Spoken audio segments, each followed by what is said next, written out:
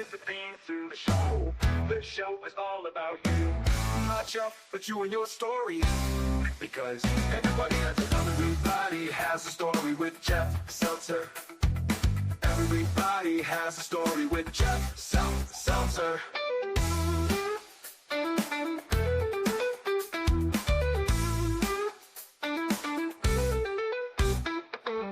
Brought to you by JeffSeltzer.com.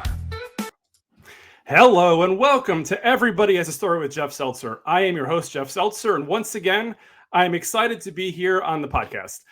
We've had a lot of really awesome guests over the last few weeks. We've had a little more wrestling than usual. Wrestling will come, wrestling will go, but as you guys know, I grew up as a wrestling fan. Lots and lots of wrestling in my history, so obviously I surround myself with like-minded individuals, all wrestling fans, or a lot of them, so we tend to skew a little wrestling heavy. But with that said, I do try to have some that are wrestling, some not wrestling. Some more coming up that are going to be outside of the wrestling realm. So more to come. I'm sure you'll be excited to hear who I have to talk to in the coming weeks. What I did want to talk about a little bit was, so myself personally, I don't drink coffee and I don't drink that much alcohol. So as a 47-year-old guy, I do need my caffeine somewhere or some way to kind of wake up for the day, I guess you can say. So I am, obviously my last name is Seltzer, so I am let's say a heavy soda drinker. Over the years, I've spent a lot of time in restaurants asking for sodas. And generally, when the waiter or waitress comes over and I'm like, hey, what kind of soft drinks do you have or soda? Usually they'll say we have Coke, we have Dr. Pepper, we have blah, blah, blah, blah. But occasionally I'll get a waiter or waitress who goes, oh, we have Coke products or Pepsi products, or, we have everything, which always intrigues me because, first of all, they don't have everything. I've been to the freestyle machines like the AMC Theater, and there are hundreds of different sodas. And a lot of the restaurants that claim to have everything, they don't. This past weekend, I was at a restaurant and like usual, lady walks over and I'm like, hey, what sodas do you have? She goes, we have everything.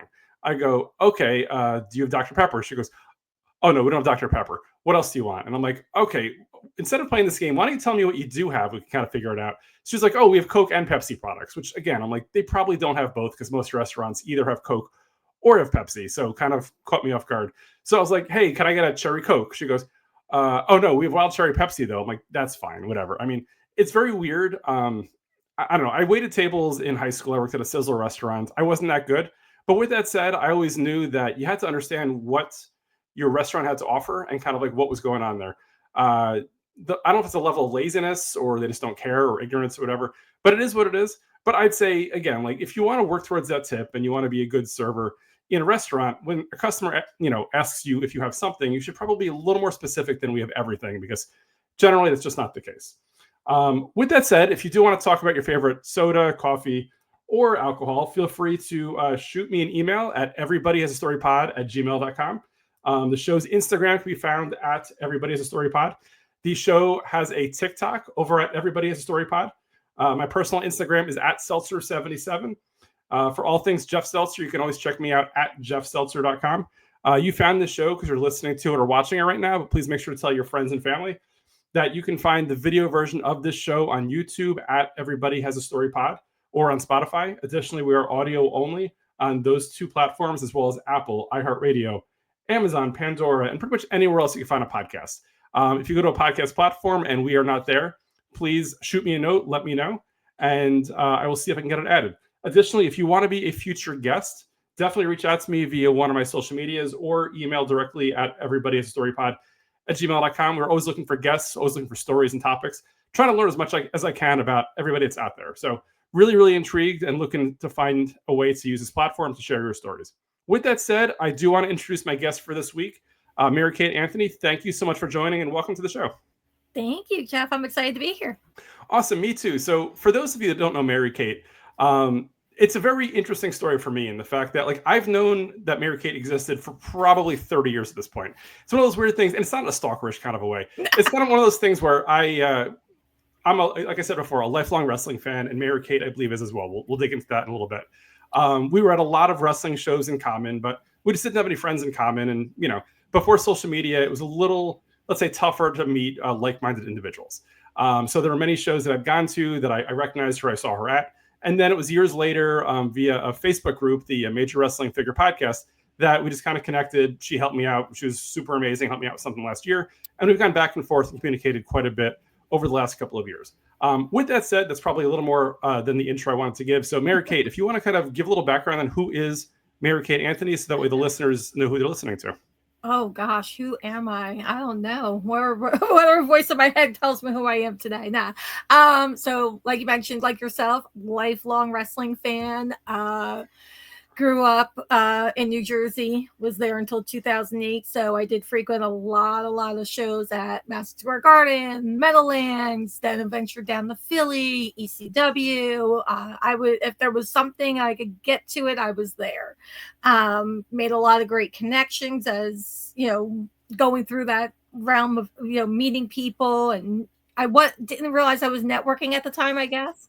And wound up, just being a fan with a camera from 9 years old. All I knew is that I wanted to take pictures of wrestling, and then was very, very fortunate, was able to make the right connections to be able to go ahead and do that through ECW, some local feds, and then eventually Jersey All Pro Wrestling, and then Ring of Honor. Did a lot of the indies there. We come down to Florida for some shows and everything like that too. And now even like contributing to some stuff where even last summer, oh gosh, it's gonna be 2 years. Wow, time is flying. 2 years ago when they were hyping up the Samoa Joe CM Punk match for the Owen Hart Memorial Tournament on AEW programming, they used my photographs from the show. So, a lot of my stuff is still coming out there, and have some stuff coming in the works, hopefully later on this year too, which, we could get into later as well. But yeah, that sums me up. Just a girl who had a camera and loved wrestling, and that's just who I am. Awesome. So first of all, thank you for sharing, and definitely a lot to unpack there. And I'm sure over the next, over this episode, we'll get into a lot of those things. So in previous episodes, I have had conversations with a friend of mine who I work with, who is a photographer, and I've also had a episode with another woman who is a passionate wrestling fan. She lives out in Cassidy. She's a huge AEW fan. Okay. Now, to find a woman, now again, I don't mean to, gender here, but, females in wrestling from a fan perspective, I mean, you go to any wrestling show and it's usually 90+% male. So for me, I'm always intrigued to find out like what that 10% or 5% like is interested in, or kind of like what gets them in. And the fact that, again, you're both a photographer and your work's been used in lots of different things, action figure photography, I'm sure action cards, all sorts of different things. Yeah. Additionally, just, being a longtime fan. So if we could take a step back and think back to like your early memories. So you said you grew up in Jersey and you did eventually go to shows in like New York, New Jersey, and Philly. What is your first, let's say, wrestling memory, and like what got you into it? Like what kind of gave you the bug? So I'm a rare breed, because like you mentioned, female wrestling fan. Used to get a pretty bad rap. Now we're actually, kind of cool now, and yes, getting out there and getting more vocal, especially in the social media and content creating scene and everything too, which is awesome. So my earliest memory, I had to have been 3. Yeah, I had to have been almost like 3, maybe going on 4 at that point in time. Oh, wow. So like as far back as I can remember, I lived in West Orange at the time, and my household, it was my great-grandmother, my grandmother, my mother, and myself. Oh, wow. All wrestling fans. So 4 generations of Mary Kate's watching wrestling. Yes, that's great. I am a 4th generation female wrestling fan, so which is pretty wild. Yeah. Yes. And so my great grandmother actually used to go to Sunnyside Gardens. Okay. And I don't know if you've seen it or heard about it. There was a documentary that was put out a few years back called 350 Days, I think, or just 350. Okay. Pretty much just basically summing up the amount of days that the guys used to be on the road and all that stuff. So I'm watching it during the pandemic, and then all of a sudden I'm like, whoa, those faces look familiar. I called my mom into the room. I said, because I used to call my great grandmother mom, because I couldn't say great grandma or whatever. So I'd be like, Ma, is that mom? And she was like, and that's your Uncle Junior right next to her. And I'm like, oh my goodness. So I saved it. I have a picture where she's right there, Sunnyside Gardens, sitting right there in the front row, which is so, so cool. So in her later years, she wasn't going to the shows or anything like that. She was getting up there in age. And I just remember she would watch, have the little TV that was on the tray that, that cart that would go around the house. So either going from the kitchen to here to there. Yep. It was in her bedroom. And like, I want to say like Ivan Koloff was probably on, and she would just get so mad and she would spit at the TV, and she was one of those. So, that whole fandom stems from her.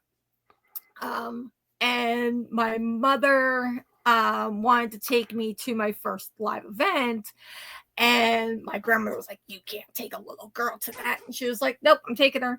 And so we had gone to Asbury Park Convention Hall. Okay. My grandfather went up because he was living down Seaside at the time, and he went up to Asbury, went to the peanut shop, which is where you would always buy the tickets, not even the box office. It would be the peanut shop, which was right across from the box office. Nice. Bought tickets, and it was my first show. I want to say it was like August of like 81 or 82. So Bob Backlund was world champion. Okay. And little things I remember on that show was him. He was main event.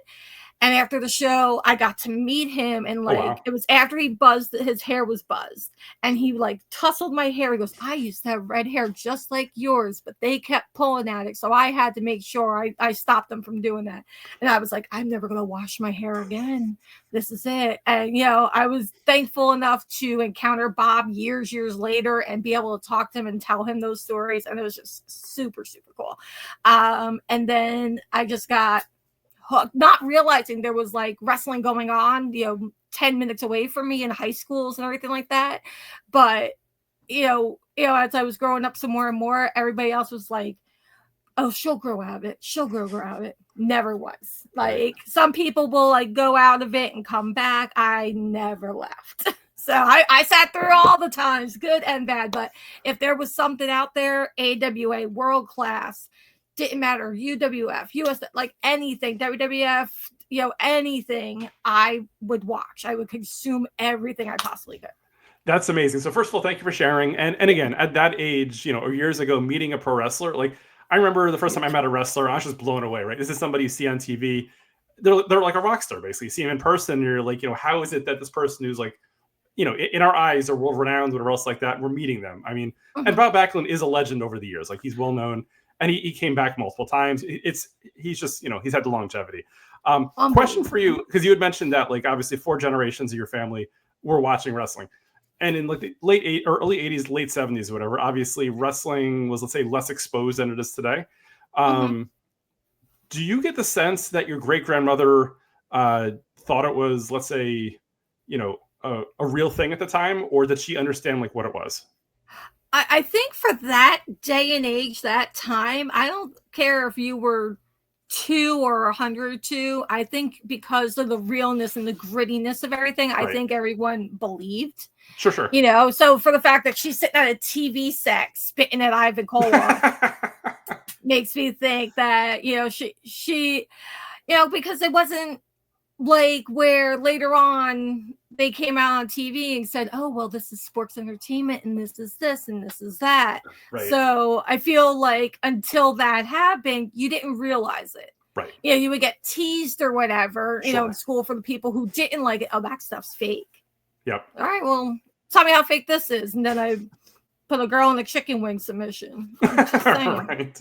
Yeah, I once got into a fight, I think, in middle school, and I tried putting a guy on a pile driver. It didn't work out so well for me because, I didn't realize how the move had to get executed. But I mean, I was probably like 11 at the time. So what can you do? Same. Yeah, it is what it is. Okay, so that was your first live wrestling experience, which again is amazing. I mean, I'm sure you probably did also years later. I saw a bunch of ECW shows there as well. Yes.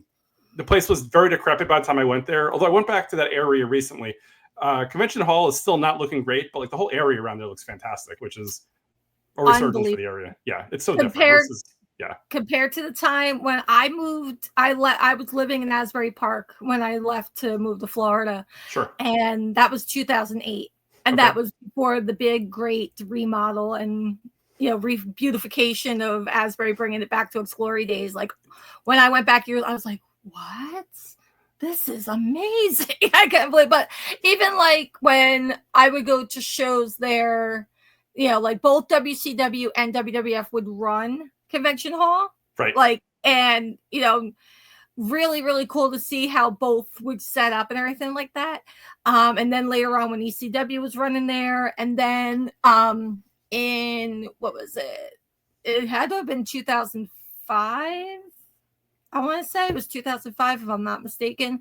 The Rexplex in Elizabeth was closing. Like, it was like Ring of Honor had the show booked, and then it was like, oh, just kidding. They're closed.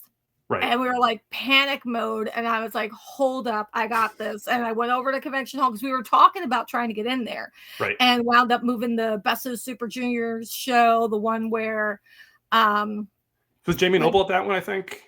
Probably. Yeah, I want to say yes, because like that time frame, yeah. So like that was the show where I don't think Jade Chung didn't make her official debut. She just came and she stayed with me, and then we went over to the building so she could meet and like kind of get a job. Yep. But it was the show where you have still the culmination of the Punk and Jimmy Ray feud going on, where Jimmy took the cheese grater against Punk's straight edge tattoo on his stomach. Gotcha. That's that show. Yeah. Gotcha. Cool. So again, I wound up getting that building for them like last minute, got a deal. And so like a lot of companies have come through there. It's pretty, and like even like NXT not years ago was running there and stuff like that. So it's pretty cool that it's still there, considering it could have gone into the ocean. It got very lucky during Sandy. So easily. And it's locked up now. I'm not sure they really even do shows there still anymore, because the place looks decrepit versus the rest of the town at this point. Yeah, I think it's just been left over. Like, isn't it just where Springsteen just rehearses more along lines than anything else, pretty much? Yeah. Yeah. So a lot that we got into there. So first of all, obviously the Rexplex in Elizabeth, New Jersey. I do miss that because I went to a bunch of Ring of Honor shows there. But let's back up a little bit, because you talked a little bit about how you got into the business. So I'd like to kind of like slow burn into kind of like how you stepped in and kind of became part of the wrestling industry. So early 80s, you went to your first show. Eventually, obviously your love of wrestling, and you got into photography. So were they like neck and neck? Did you kind of learn photography elsewhere and then kind of adapt it to wrestling, or kind of like how did that come about? No, I went to a wrestling show. I had a little Leclerc camera, so I'm dating myself there. Sure. I had my little pink Leclerc, and then I would upgrade here and there, and then I just like got more and more into it and kind of like self-taught myself with a lot of that stuff. And then more and more, and then especially like at the Garden, I got this really good picture, and we had made friends with the Rosati sisters, who used to sit front row at all the Garden shows. They were on the original Raws as the Oink X, or no, they were on the Bobby Heenan show on Primetime Wrestling as the Oink X. And then like the original Raw, they were like the heavyset card girls that would come around and everything like that. So like those are like my adopted family. And Diane, who was the dark-haired one, she had black hair. She actually did photography too, so she taught me a lot. Nice. And then that's when I met who we refer to each other as sisters. I met Marcy, who was Bret Hart's personal assistant for 25 years. Nice. So yeah, so a lot of that, just like fall backwards into kind of stuff. Be like, oh, I got this really great picture. If you want it for Bret, you can have it. Okay, cool. And then, talking here and there and stuff like that. And then just taking those photos on my own and everything like that really helped. And then just like spreading them. Oh, here's the security guard. Can you go get Bruce Beefcake to sign this? Yeah, sure. No problem. And he would bring it back. And then like, it just evolved. It just steamrolled. How I got in officially, I honestly, it just happened. It wasn't like there was a job interview and I went to it. It was more so like, by the time ECW rolled around, I was toward like senior in high school. So were you at ECW, around ECW like when it first started, or like did you get in like eventually like a few years into it? I missed. So the first ECW arena show just was 93, right? May of 93 in the arena, right? Yes. So that was May of 93 in the arena. My first show was the first November to Remember in 1993. Okay. So basically I was at Paul Heyman's third show for booking. Nice. And at that point, were you there as a fan? Were you helping out? Fan. Like, No, okay, you as a fan. was a fan. And the thing was, and the timing of it's pretty wild because they just did the Dark Side of the Ring episode on him was Eddie Gilbert. Right. Huge Eddie Gilbert fan, right? So I would call the wrestling hotlines to listen to, like, here's the results from this show, or here's the scoop on this, or anything like that. I'll never forget that, I would call this number to get this weird guy, who knows who he was, but it was Coach Kirk's wrestling hotline. I'll never forget it. And he would talk about how Eddie Gilbert was wrestling in Philadelphia. And by that time, I was down Seaside. And I'm like, how far? Philadelphia's not that far, right, Mom? No. We could go out there. But the thing was, where's the ECW arena? It's not on the map. Right. Where am I going to find out the address? And there's no GPS at this point either. There's no GPS. There's no internet. No MapQuest, nothing like that. Right. I can't go Google where's the ECW arena or just drive around Philadelphia and ask for it. Right. So yes. They would just keep, we keep hearing how Eddie Gilbert was wrestling there. And I was like, man, I gotta get there. And then he left next September show. October. So another weird thing. And you'll see, and it's still today that I'll get these creative things and all kinds of stuff when it comes to my photos or just graphics or anything like that. My creativity just never died when it came to wrestling, I guess. It just evolved. I would go, gosh, this was 91, 92, I guess. There would be just these little teddy bears that they would sell in the craft store, and they would have, and I'm like, oh, you know what? Like WWF, they sell these big plush ones, but I can make my own. Sure. And I did. And it got eyes to the point that, like, I even had a contract with the Road Warriors to make their teddy bears. Yeah. Like, I met them through the convention scene, met Animal First. And he was like, yeah, we want to have these. Can you mass produce them? And I'm like, I guess. Define mass produce, right? I'm 16. I have a glue gun in a dream. So, right. But like, I would do that, or I would cut out pictures from the magazine and make collages and then do my own original artwork, take them to the place that, brand new, they have color photocopiers, and I would make these prints and put them in these frames, and people would buy them, or they would make custom orders for the teddy bear. So I became like, Joel Gertner to this day still calls me Teddy Bear Girl. Oh wow. All these years later. It's adorable. So I had a table at a convention. It was John Arezzi's Weekend of Champions, where he would bring in people like, so this was like the first wrestling conventions really kicked them off, right? Right. So at one point he had like Buddy Rogers and Bruno Sammartino, and then he had the Sammartino and Zbyszko reunion. Like, he was bringing in everybody and anybody. So it was October of 93. We went to the convention. Everything was cool. I had a real successful weekend when it came to making money. And they had wrestling shows going on.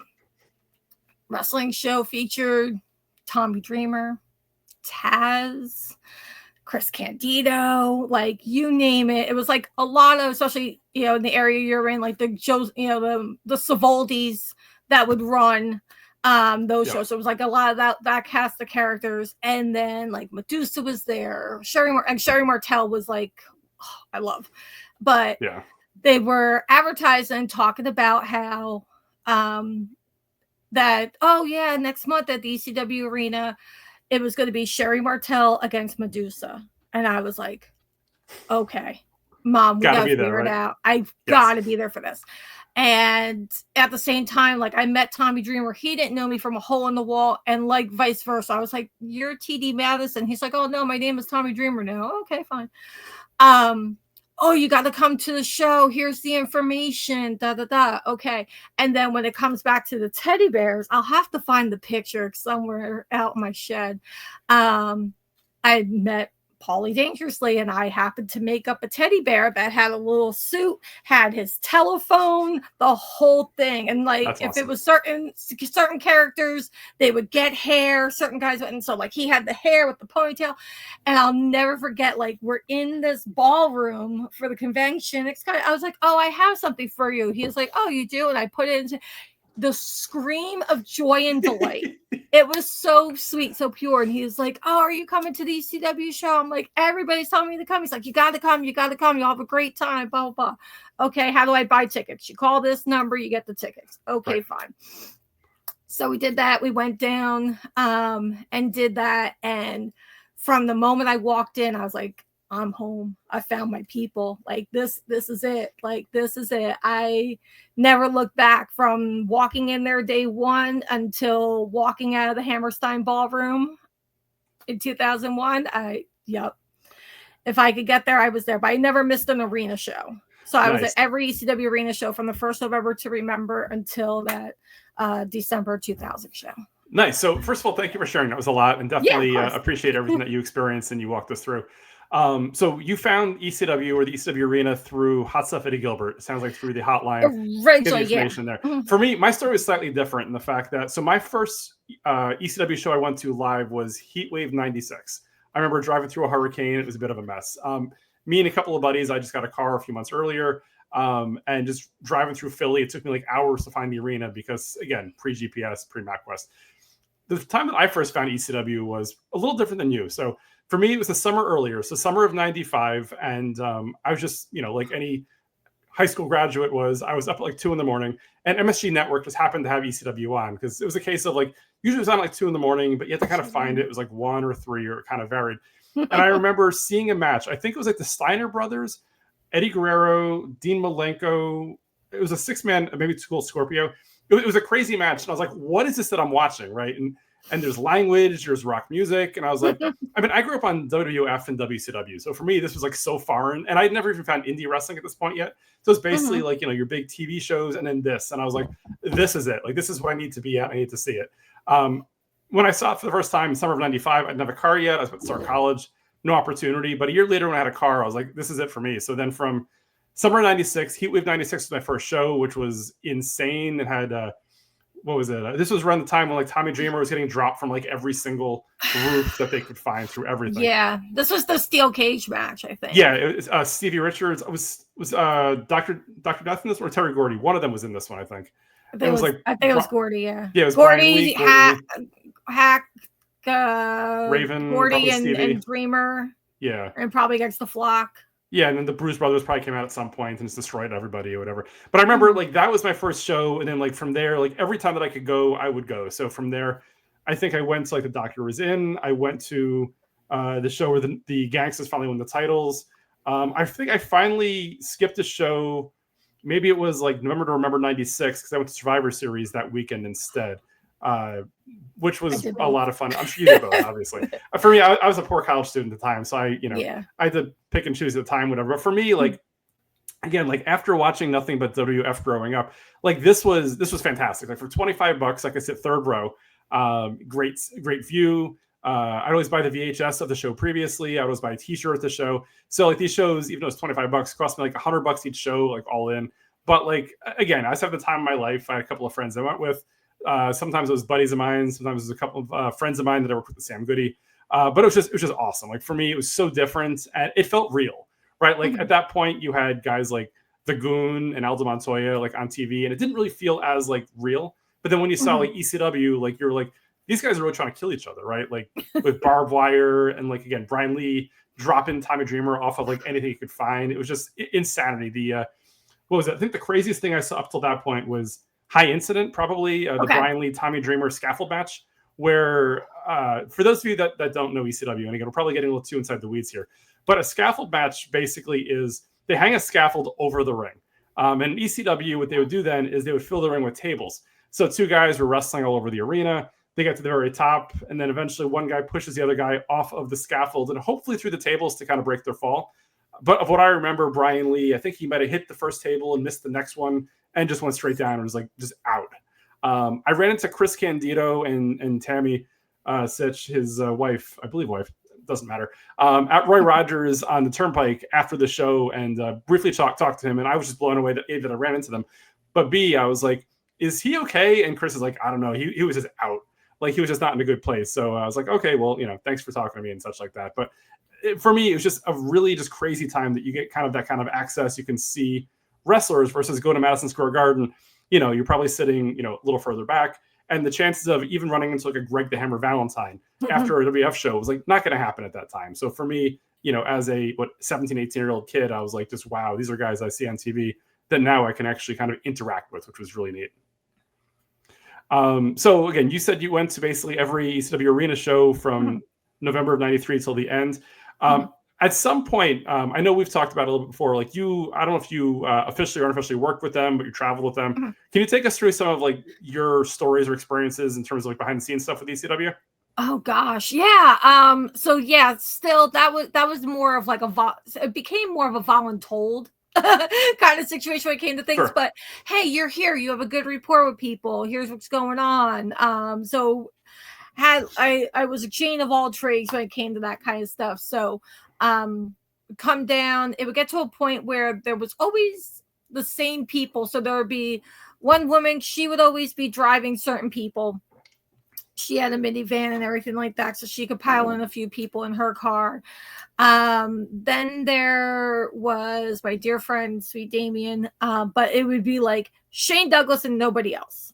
So like Shane would ride with him and nobody else. He's like, nope, like I'm with Day and this is that. And he was with them the whole time. So then there would be times where there was another woman she was originally from Delaware. She would go a lot of the Baltimore WCW shows and things like that. So she had a good rapport with a lot of the guys who were coming in, like Arn Anderson, but she knew like Terry Funk forever. So like Terry and Dory would ride with her when he would be up. Like people had their people. And then there'd be, I'm trying to even think like the first time they even had me pick somebody up, it was kind of like maybe only knowing me a couple months and be like, oh, can you go grab so-and-so from the airport? Okay, yeah, sure, no problem. We'll slip you some money for gas or parking or whatever. Okay, no problem. And I thought nothing of it. And then it became more and more like, so for example, like when Jericho came in, I like automatically I was like, okay, like I was a huge Smoky Mountain fan for him. Like I knew of his stuff coming up in Calgary a little bit. And I was like, oh my God, Chris Jericho's here. So the first night he rode with Kathy in the van because she picked up at the airport, took him to the show. I met him after and I was just like, this is my guy from here on out. And he'd be like, oh, are you going to the New York show or whatever tomorrow? I'm like, yeah. He's like, so can I ride with you? And I'm like, yeah, sure. And a lot of times I would like, a lot of the girls would ride, like me and Beulah were like inseparable for a long time too. And everything like that, just little things. And then me and Mikey Whipwreck, like Mikey, I first met even before Mikey Whipwreck existed because we'd run into each other like at, Manhattan Center for Raws, and then he was doing ring crew for that convention I mentioned before, and we had met and talked there. And then next thing I know, I'm like, oh, you're putting up the ring here too? He's like, yeah, I might actually wrestle next month. And I'm like, whoa, that's awesome. And like just hit it off. And then like there were many miles put on many cars because of him, but it was fine. It was, and it worked out well. And like I would have, some good people I would always ride with. And then sometimes, I don't know if you ever went to any of the Jim Thorpe shows or not. I never did. On the mountain. Okay. Up on the mountaintop. That was a fun, so sometimes it'd be like, okay, now you've got Rob Van Dam, Sabu and Fonzie and Luis Piccoli in the car. And I'm like, all right. Here we are. Me and my cloud are heading back down the Pennsylvania Turnpike and we're A-okay. Nice. But so, and then I'm taking pictures. And I remember when I would, at the next show, I would have, because I would always get doubles when you get them printed out. Yep. I would get doubles and then like, oh, here, Tommy, here's the pictures from your match. Oh, thank you. And then it got to the point where I gave Paul some photos and he was like, do you have more? And I was like, yeah. I'm like, from like these shows? Or he was like, I want every photo you've ever taken of me in my career. Oh, and like I had stuff from WCW and I was like, yeah. So like even like on his DVDs and stuff, like when you're watching the WWE programming, it'll say like from the personal collection of Paul Heyman or whatever. A lot of those are my picks. That's great. Yeah. So it's like pretty wild. Same thing. There's some stuff here and there. I'll be like, oh, that's mine. Don't say my name, but it's okay. Cause I'm not one of those people who are going to go and sue over it. No, You know, right. like it's just my personal like, hey, that's pretty cool that they even thought of me to have that included.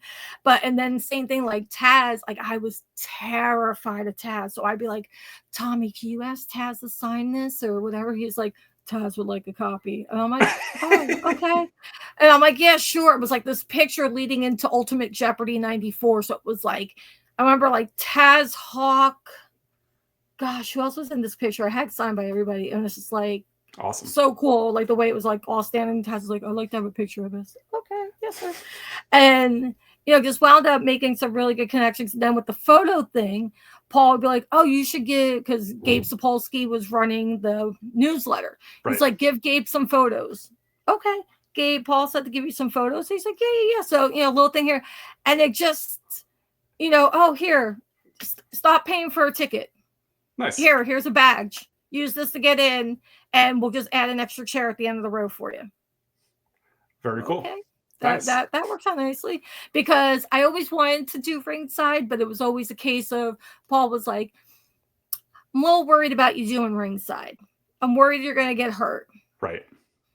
Okay, fine. I got hurt more on the other side of the railing than I did than I probably would have ringside, but it was fine. Like, and it just happened. It steamrolled. And my best friend from high school, like, she was not a wrestling fan, and I got her into wrestling to the point that I'm like, oh, you should come to ECW shows. Remember, you liked Shane Douglas. You thought he was cute in WWF. Maybe you should come to the show. You can meet him. Like, he's a real person. You can meet him. He's so nice. Oh, okay. She came. And she wound up because she would sit with me for a while, and then like I was allowed to sell my photographs, but I wanted to take pictures. So she was like, well, I'll sit back here at the table and do it.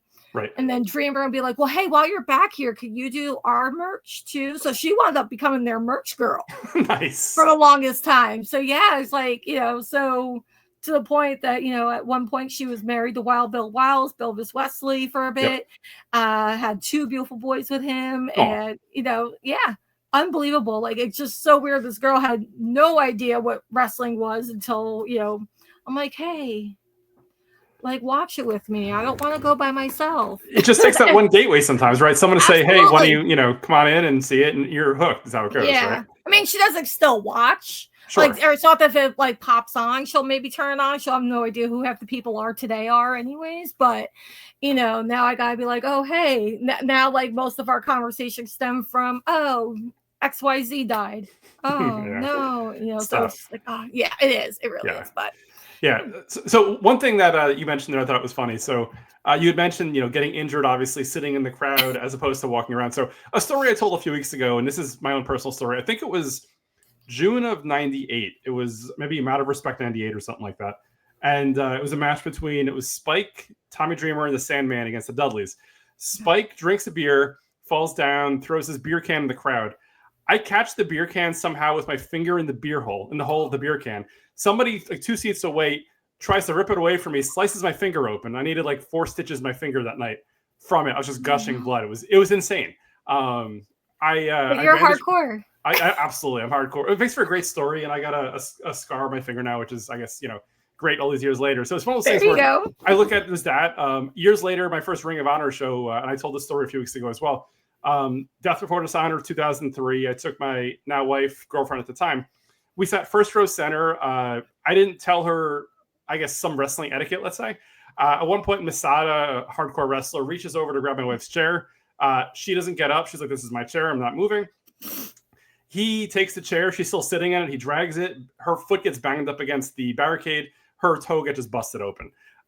So it's like, at wrestling, whatever, obviously I love sitting up close, but at the same time, there is some risk sitting up close, which you don't walk into it thinking like, you don't go to WrestleMania think you're going to get busted up, but when you go to an ECW or an indie show, anything's possible, as I've seen. Absolutely. I mean, even at WrestleMania now, you can get run over if you're in the front row. That's so true. Better watch out from Steve Austin on his 4-wheeler, right? Gosh. It's crazy. Yeah.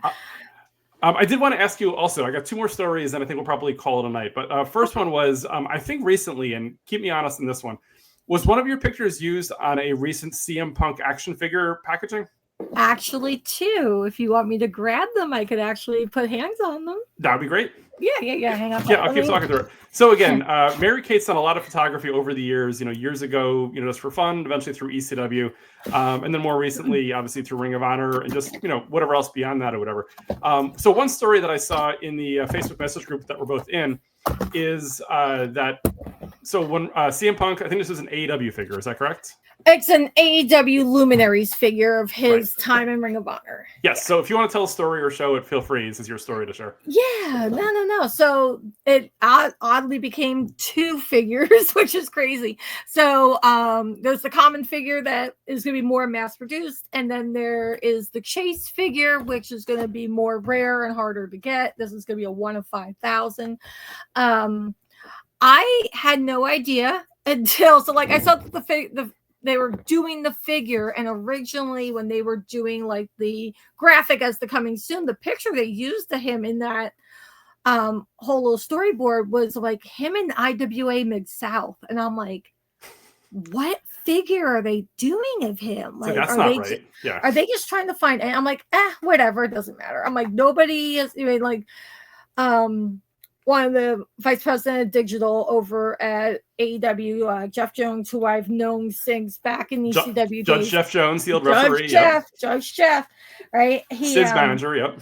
Yes, exactly. And Mike Awesome's. Of course. So he had the photos from the Punk match and everything like that I gave him, and gave him some other stuff too.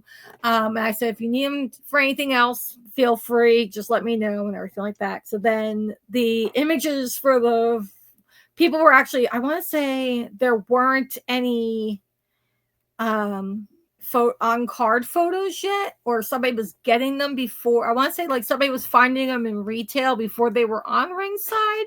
Sure. Like it was a real rare one. Yes. And then I'm like, wait a second. It was one of those, Leonardo DiCaprio moments when you're pointing at the TV.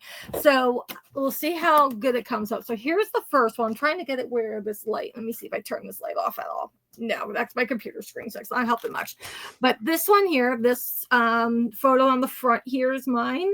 Very cool. So this is going to be the standard. This is the orange, the yellow basketball shorts he would wear that would have Punk down one leg and then Pepsi logos on the other side, or they could just be blue, white, and red swirls. Yep. Take your pick.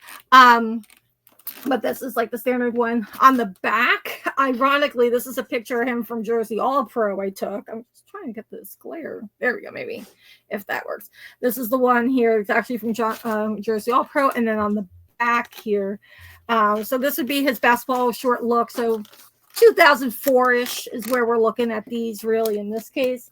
Nice. And then this one, this made me laugh. So this is the Chase figure in the red shorts.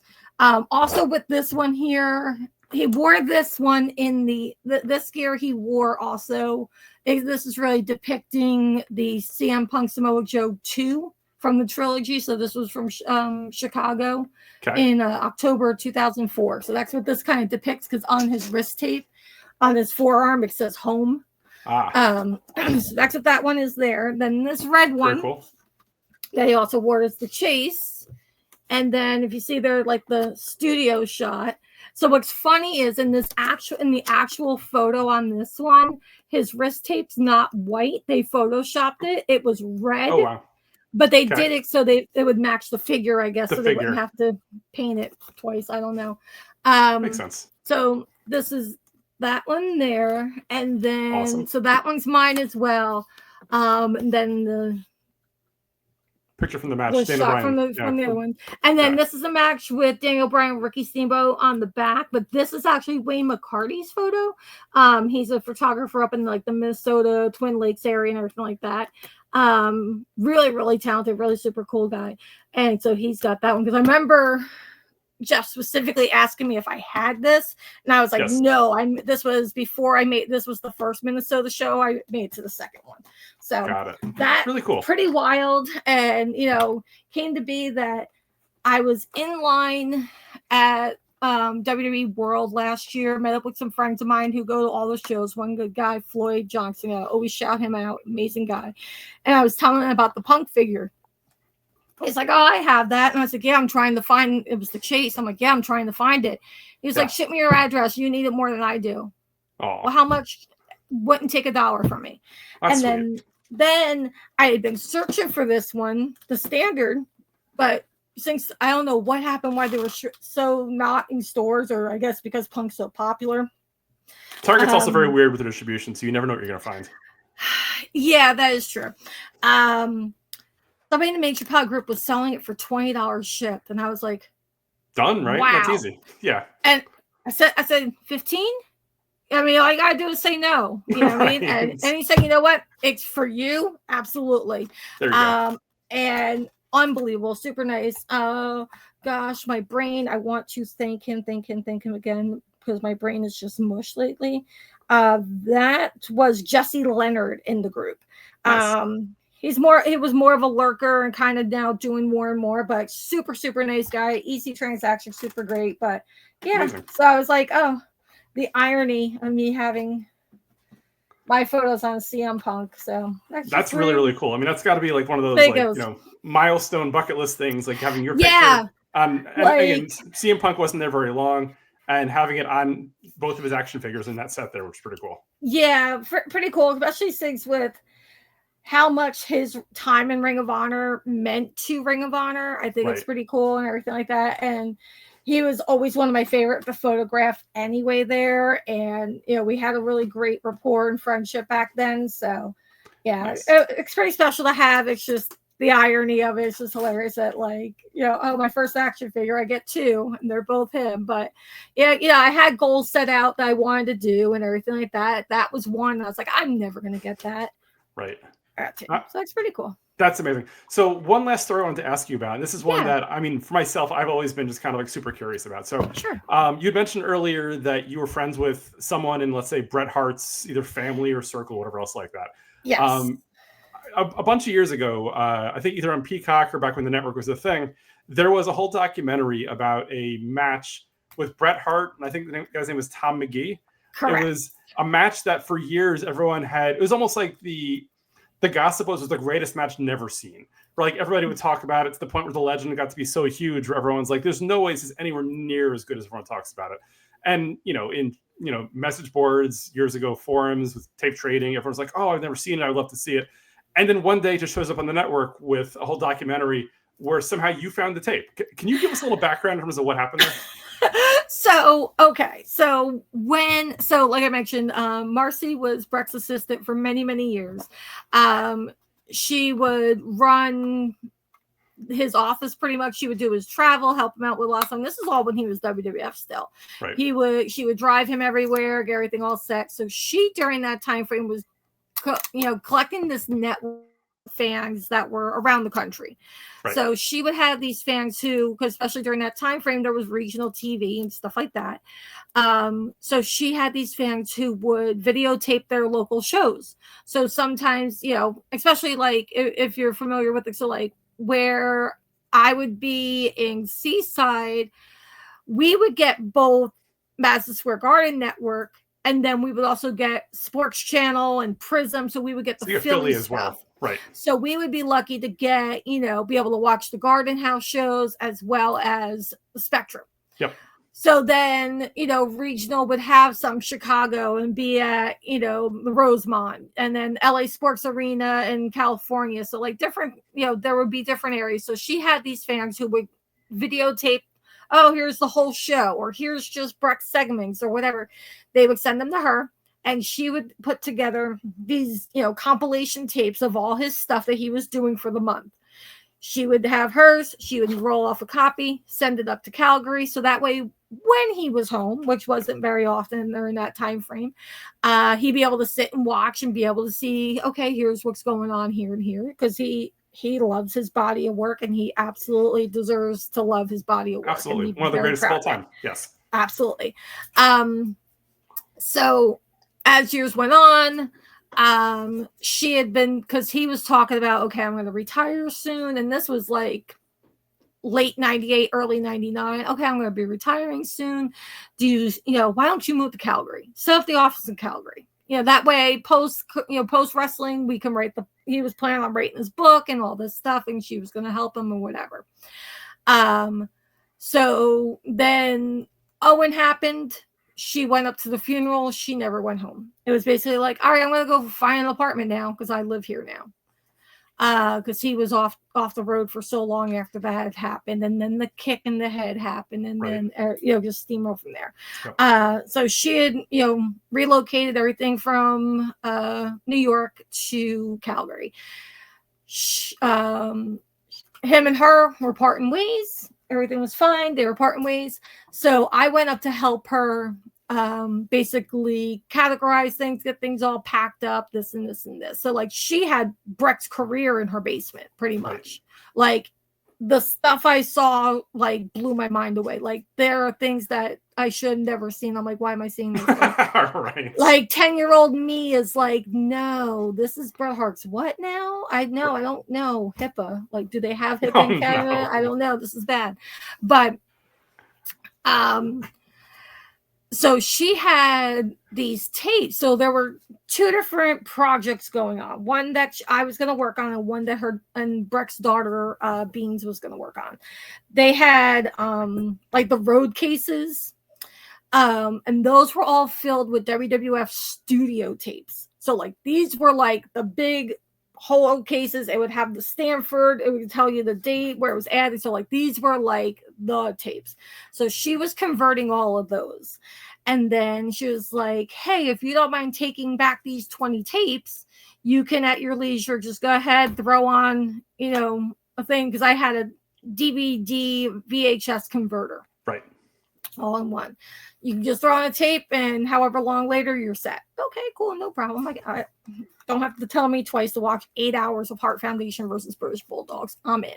So good, yes. Right? So absolutely. So, and I remember her saying when she gave me the tapes, because she was like, you do whatever you want with them afterwards, because we're gonna have the DVDs. It'll be fine. Yep. If you want to keep them, destroy them, use them for whatever, go for it. Okay, sure. No problem. I thought nothing of it.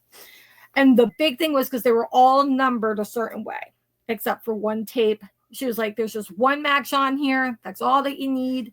Don't put anything else on it. Okay. Think nothing of it. Yep. Years go by. Now, like I'm talking 9 years go by. This thing's sitting in a closet. And Ring of Honor is about to do their joint show at Madison Square Garden. New Japan, right? New Japan, and yes. New Japan, and So they're about to do their joint show there, the Super Card of Honor show. And Matt Taven's one of my dearest friends, absolute sweetheart, huge Bret Hart guy. So he's going into a ladder match in Madison Square Garden. And I said, you know what? I think I have Bret and Shawn's first ladder match. The house show one, right? Was it? I think it was that. Something like that. It was a house. It was Bret and Shawn. And I was like, I have that tape. Let me go grab it. And I'll, if you want to watch it or whatever, to, get some ideas or whatever. So I go through, and the first thing that's on the top of this, like, it was like this whole bag system that was all together. And the first one up top, it just said, Bret versus Tom McGee, and then this weird date. And I'm like, why does that sound so familiar? Yes. Because at that time, like 2 or 3 weeks beforehand, there was somebody on Twitter, and it was Ross Berman, who was a reporter in Chicago. He's the one who actually tweeted it, but I couldn't remember who had done it at that point. Yep. He had posted out, and he was like, oh, because there was the talk of Titan Tower being sold, and they were going to have the new offices being built. So that was around that time frame. They were talking about it, not knowing there was going to be a whole pandemic getting things in the way, and a whole other thing that we could talk about for hours. But sure. He was like, oh, when they go through Titan Towers, the last thing they're going to find is Bret versus Tom McGee on the floor. Oh, no. And so like, I'm like, why does that sound so familiar? Right. And I was like, okay. And so all I did was tweet out, and like I tagged David Bixenspan, who is... He was DOI years ago, I think, right? No, that was Sean McCafferty. Okay. Yeah. But Sean the Mick. But yeah, Bix, Bix has done stuff for Spin Magazine. He's done a lot. So like he knows his stuff. Then there was, I tagged my friend Brad Stutz, who's down in North Carolina, who's an old school guy who knows his stuff. And then Stat Mark, another one, him and so I'm like, were any of you guys looking for this? And they just post a picture. Blows up, right? Oh my God. I could write a book just on my DMs that night. I'm sure. Oh my God. Yeah. And I'm just like, what? Like, and then people are like, there's no way. That's not real. That's not real. And then TJ Wilson, Tyson Kidd he goes, of course you have this. And I was like, yeah, blah, blah. I'm like, yeah, it was one of with Marcy's tapes. And then somebody like said something about the legitimacy again. And he goes, I'm telling you, this is 100% legit without even watching it. Right. Chris Heroes texted me, oh my God, Cole Cabana's losing his mind. And like people like, I didn't know Dax Hardwood at the time. And like Dax and Cash are going nuts. Lance Storm, this one, that one. I mean, the legend of this match for like decades was like, this is the greatest thing that you've never seen, which was just insane. So I'm sure when people are like, hey, there's a possibility I might actually see it, everyone's just going ballistic. Yeah. They're like, wow, let's see how fantastic this really is, right? Exactly. And it was to the point that, so when the guys would come down, when they would get signed by WWE, so whether if they were in OVW, FCW in Florida before it went over to NXT, you could request matches to see. Be like, I need a tape or DVD with this, and this, because I want to do tape study. Yeah, I've heard Brian Myers talking like for hours about like he would just throw like 75 matches in there just because he wanted to see him. He didn't want to actually emulate him. He's just like, I've always wanted to see this match. So here, this is before the network, obviously. Exactly.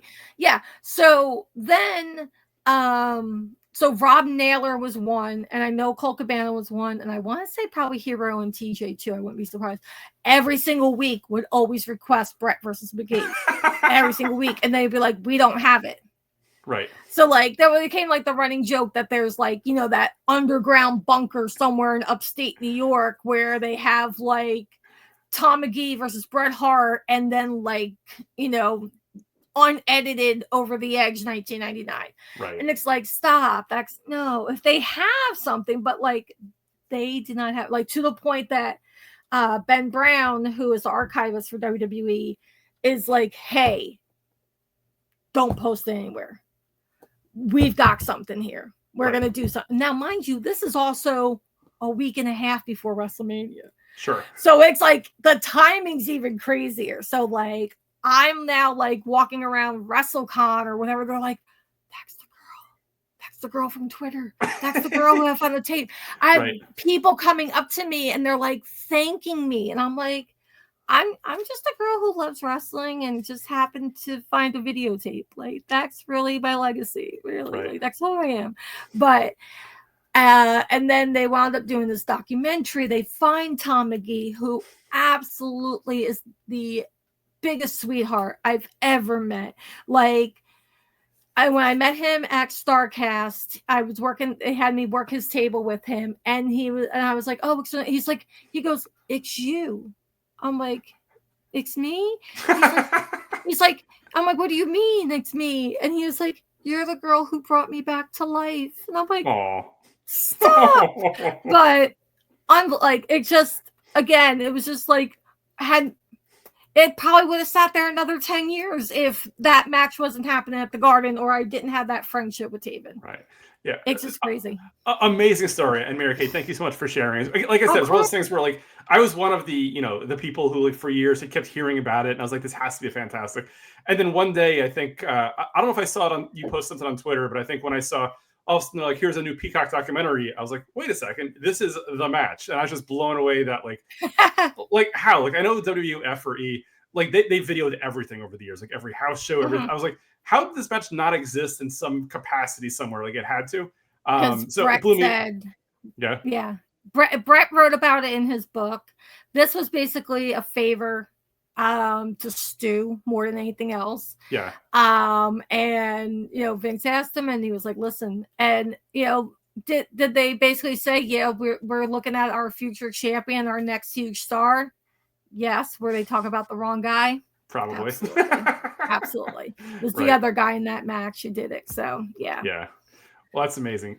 Thank you so much for sharing. Again, I appreciate Of that. And course. I think as soon as we're done recording, I'm going to go rewatch the documentary. I think it's probably still on Peacock, right? I would imagine. It is. It is. Yeah. Yes, it is still on Peacock. Yes. So yeah, Do you that's know, out there. do you know what it's called? Like what the official name is, so people can find it. I can actually look that right on up for you while we're still chatting here. Cool. So yeah, I want to say it's like Holy Grail, the search for the missing match or something like that. But I'll get to the actual name. Yeah, go on Peacock and just search Holy Grail. I'm sure that's probably what's going to pop up. So for anybody at home, again, fantastic story from Mary Kate. You can actually watch the match, and there's a lot of really great footage in and out, and people talking about it throughout it on Peacock. So definitely check it out. Definitely a fun one that I remember, again, years ago when I first saw it, I was just blown away. Just the fact that it existed. It's one of those things where the legend got to be so big, you don't really expect it to actually like appear somewhere. So that was just fantastic that it was found. And it was found in your closet, which is crazy too.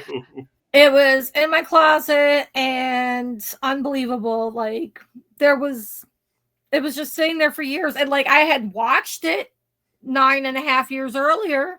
Right. Had no idea what I was watching. I was like, oh, okay, this is going to end now. Okay, cool. Right. Yeah, I'm trying to find it, but for whatever reason, I don't think they took it off of Peacock, but apparently it has like an IMDb page where I come up on it. It says Holy Grail, the search for WWE's most infamous lost match. So yeah, if you keep throwing. Yeah, I'm having trouble on Peacock. I see Holy Grail or Monty Python, the Holy Grail, which is not what we're looking for here. It's got to be up somewhere. If you search it on Google, I just did the Holy Grail Bret Hart, and then there's like the direct link to Peacock. So, but it's there, and apparently I'm listed on the IMDb page of it, and I was like, oh, okay, that's me. I got that. Yeah, it looks like I'm next to Bret Hart. Look at me. I'm this no circle, but I'm here it is. herself. Yep. So similar to you, I went onto the web and I searched. It's called Holy Grail: The Search for WWE's Most Infamous Lost Match. It's a 28-minute. Came out in 2019. But again, of what I remember, you're all over it. So is Brett. So is Tom McGee. So it's definitely worth a watch. Mm-hmm. Yeah. What was funny was they had come down the film right before Easter to do my parts, and then they're like, hey, we don't know how much of you we're gonna like. We did enough to fill like 5 documentaries that day. It was crazy. Like I could well, I'm kind of shocked that they didn't use me for the Vladimir documentary because they had the footage. You know, they had the footage for it because I talked about Vlad and stuff like that in it. But when they went to go do it, they're like, okay, don't say anything that like you're in it until it happens because it'll be more organic from you know, the internet being all excited. So as they're going through, and then all of a sudden, then they cut to me, and it's like, whoa, because everybody was getting so mad. They're like, they should have you in it. You better have credit. This, and this, and like everybody's all mad that I'm not in it. And then all of a sudden, it's like, oh wait, she's here! Yay! Oh my gosh! And it was really exciting. So. Yeah. Really, really amazing stuff. Again, thank you for sharing. Like I said, I'm going to check that out probably soon. Anything, we are running out of time. Anything you want to promote, support, plug, whatever, before we call it a day? I do. So one project that I don't know if it's going to come out this year or early next year. I'm hoping for this year. I just saw the cover artwork for it, and I'm very excited. Christopher Moore, who is Shane Hagedorn in Ring of Honor, was one of the students, original class. Yep, one of the students, and then later on with Adam Pearce, and then later on with the Sweeney family. So he is working with Hybrid Shoot and Jonathan Snowden, who did like Ken Shamrock's book. He's done a lot of books, Snowden. So he's done a lot of that stuff. So there's going to be a history of Ring of Honor book coming out. Nice. Awesome. Hopefully later on this year. I'm not sure exactly the time frame on it, but there will be a lot of photos I'm contributing to it. So I'm very excited and very proud of that project because Ring of Honor means a lot to me. Cool. And then something else. I've been trying to work on it, and then life got in the way and everything like that. But I think I'm going to try pushing myself. A lot of people have said, hey, we would support you if you did this. And hey, where can I see more of your photos? And especially with ECW being just my heart and soul for so long and have brought me everything I have. I am putting together my own book of ECW photos. Awesome. That sounds really, really great. Looking forward to seeing it. Yeah. My plan was to just self-publish and do everything through Amazon and get that all done and everything like that. I've had some people kind of yell at me and say, no, you need to get backing on this and do it and find a publisher. I'm like, I don't know any of this stuff. So I want to aim for later on this year, health stuff aside. If that could happen, awesome. If not, maybe this time next year, maybe WrestleMania-ish next year. Nice. Who knows? But that's the plan. Cool. Well, definitely keep me in the loop on that. Any social medias or anything you want to plug before we move on? Sure. So on social media, you can find me Twitter, X, all that fun stuff, complaining about something, or plugging anything Matt Taven has, because that's my dude. I'm there as Mary Kayfabe. You can find me there. Instagram, I try to my best to post photos. I know if anybody should be using Instagram more, it should be the photographer, right? Instagram, I'm MK Anthony. TikTok, Mary Kayfabe. I'm more of a watcher than a poster, but I want to really try and work more on that too. But yeah, find me. Awesome. Very cool. Well, again, this is the first time, like I said, that we've kind of sort of met face to face. So thank you so much. I really appreciate it this time. Hopefully, as some of your new products or projects come out, we can do a part 2 at some point. That'd be awesome. Absolutely. I would love to do that. Very cool. Well, thank you for that, Mary Kate. With that said, thank you all for joining this week. As a reminder, the show can be found on Instagram at Everybody Has a Story Pod. The TikTok for this show is at Everybody Has a Story Pod. My personal Instagram is at Seltzer77. For all things Jeff Seltzer, you can always check me out at jeffseltzer.com. Reach out to the show at everybodyhasastorypod@gmail.com. Make sure to tell everybody around you that the show is available on all podcast platforms. If you do want to be a future guest, please shoot me a note either via email or via Instagram. My DMs are open. With that said, I want to remind everybody that, again, per random data we are the number 45 podcast about food courts, the number 27 podcast about wrestling collectibles, and the number 16 podcast when someone searches Everyone Has a Story. So probably competing with Stephanie McMahon's podcast, but that's where we are today. Anyhow, thank you all for joining. Really appreciate it. We'll have a lot more next week, and take care. Have a good day.